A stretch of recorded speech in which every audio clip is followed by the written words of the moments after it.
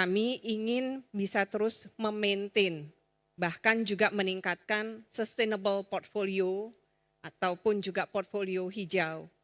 Tapi apa sih sekarang yang kami hadapi gitu ya, kenyataannya hal itu nggak mudah. Kenapa? Karena pilihan project green ataupun investasi iklim yang ada di market itu relatif terbatas. Masih nggak banyak gitu. Hal ini terjadi karena tadi sudah disampaikan oleh Mas Meta. Dinilai itu masih mahal. Investasi iklim atau green project ini dinilai masih mahal. Kenapa? Karena biaya yang harus kita keluarkan di saat ini dibandingkan dengan manfaatnya, kalau kita bicaranya saat ini, mungkin belum sebanding gitu. Meskipun masing-masing kita dan mungkin stakeholder secara umum paham manfaat jangka panjangnya itu besar, tapi belum bisa kelihatan sini. Nah, sementara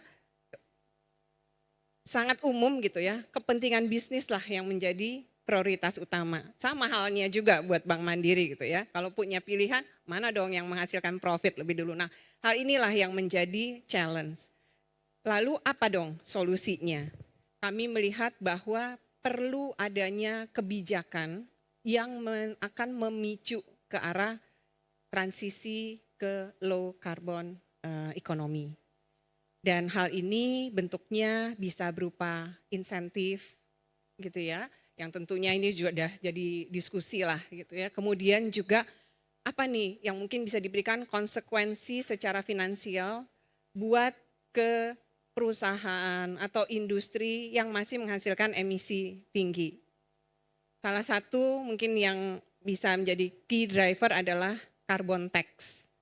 Gitu.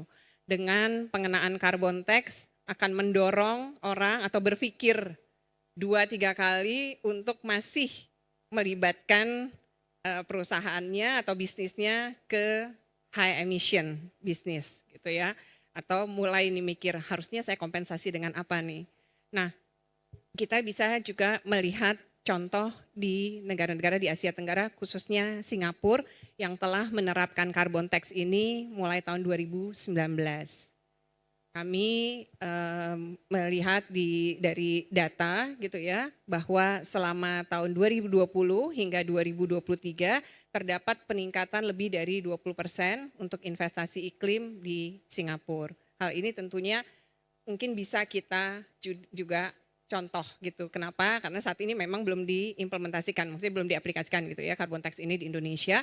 Tapi saya optimis bahwa pemerintah pasti mengarah ke sana.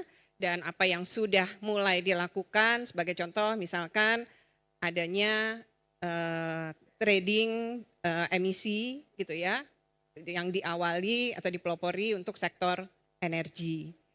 Kemudian juga di bulan September tahun lalu kita juga tahu bahwa sudah di launching bursa karbon.